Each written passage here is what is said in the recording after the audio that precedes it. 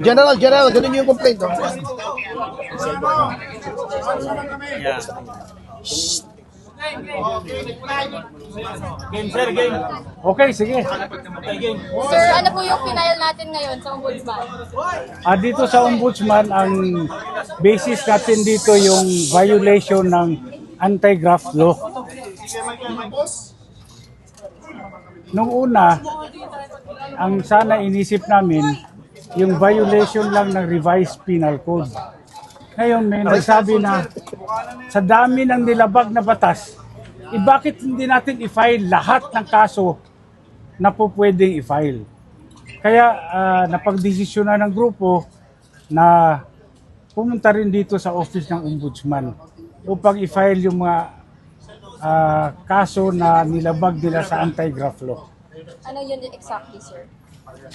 I think Section 3E. Congressman, pwede pa natin mabanggit kung ano-ano po yung mga kaso po na sinampakunan? Yung una, syempre, yung falsification ng legislative document. Dito naman sa Ombudsman, yung violation ng Section 3E kung saan ay sinasabi na kung merong kang ginawa na dihado yung gobyerno, no, at nawalan yung gobyerno, ay po pwede kang kasuhan. Ano ba yung ginawa nilang Ano nagpadihado yung sa ugat gobyerno? nito, sir? Yung pagsingit ng, imagine, 241 billion pesos. Ang laking halaga yan. Hindi mo pwedeng sabihin na typographical error yan na kinurek ng technical working group. Mahirap po, ang laki ng amount na involved. Ito ba yung mga blanks? Opo, yan o. Binilang niyo po yun, parang kinumpit na lahat. Marami yung blanco na yon. Ngayon, nung tinignan namin ano yung mga nilagay nila doon sa blanco, tinotal namin, umabot sa 241 billion. Sir, bakit po 12 yung counts ng falsification of legislative documents? Palagay ko, mas magandang sagutin ni Atty. Topacio yan kasi siya naman yung lead counsel. Well, kaya po 12 counts yan ay 12 times po nilang pinunuan yung mga blanks. Yun po ang inapprove ng BICAM ay 0, nakalagay 0. Dapat po yun pagdating sa Pangulo, 0 din. Hindi pwedeng palitan yun unless may typographical error, maling spelling, maling formatting, or misspelling. Yun lang po ang kailangan o wrong grammar. Hindi po pwedeng ilagay yung 0, gawin mong 90 billion or 80 billion o kahit 10,000 pesos po. Hindi nyo pwedeng gawin yun, kahit piso nga eh. Basta 0. So 12 times po naming nabilang na meron pong ganong insertion, yung singit, oo. Ibig po sabihin, si Speaker Romualdez ay mahilig sa singit. Sir, sino po pala yung respondents dito? Sino exactly po? Ito po, siyempre si Speaker Romualdez, because siya po ang head ng House of Representatives, Manuel Jose Dalipe, kasi siya po yung nandun sa APRO, etong majority leader, siya yung majority whip. Siya yung nagma-marshal ng mga boto para dito. Si Congresswoman Kimbo, at least inamin niya na merong insertion. At saka si dating Appropriations Committee Chairman Saldico. At saka may mga kasama po dyan na hindi pa namin na-identify na palagay namin ay kasama sa technical working group acting under the instructions of the named respondents. So, Yung mga staff staff? to, sir? Opo, syempre, opo. Kahit inutusan lang sila. Kasi po, ginawa din nila eh. So, they have to justify kung kanilang in-insert under the directions na ito ay lawful na instructions. Kasi kung unlawful yung instructions, liable din po sila. Complainant din po. Opo, complainant din po ako. Sumali sa complaint? Alam niyo po, ako ay I'm doing this in representation of the Citizens Crime Watch. Ito po yung aming presidente, akong national chairman. The Citizens Crime Watch has been in existence since 1992. At talagang pakialamero po kami. Basta may nakikita kaming palagay namin ay may graft and corruption, ay pinafile po namin. Kami po ang nag-file sa Dingbaksya kay now Congressman then Secretary Garin na ngayon ay nililitis na sa Sandigan Bayan. Kami po ang nag-file doon kay Commissioner Guanzon ng GRAP na ngayon po ay nililitis na sa RTC Bulacan. At marami pa po kaming ibang na-file po rito, yung sa SAP 44. against former President Aquino, ang kami rin po yung nag-file. So, hindi po ito politiko, hindi po ito politika. Ito talaga ay aming advocacy sa Citizens Crime Watch. Non-partisan po kami. Why include Kimbo, sir? Bakit sinama si Kimbo? Siya nag-admit nun di ba? Opo, alam na pala niyang ni insertions, dapat kumilos siya para hindi ito ang i-transmit as an enrolled bill.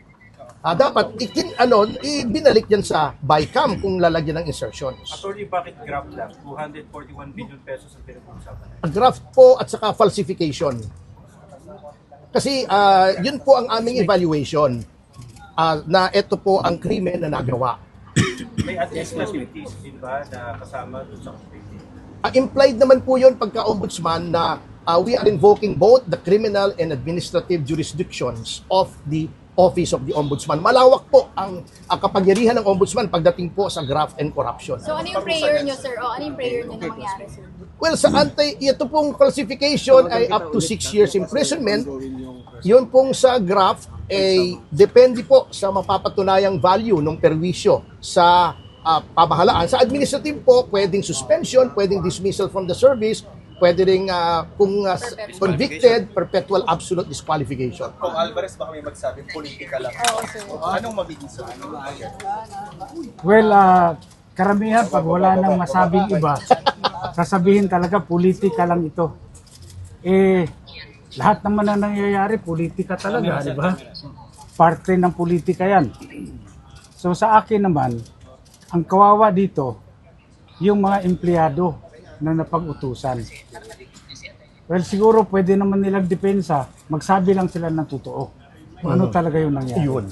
Sir, kasi yung iba tinatanong yung timing ng pag-file nyo. Kasi kaka-impeach nga lang kay VP Sara Duterte. So kaya ganun yung mga implications nila. Alam nyo, yung sinasabi nilang timing, wala namang timing yung criminal case eh. Kung gumawa ka ng krimen, yun ang timing. Gumawa ka ng krimen, alangan namang i-file mo yan sa susunod na taon. I-file mo yan sa nakaraang taon. Hindi pwede.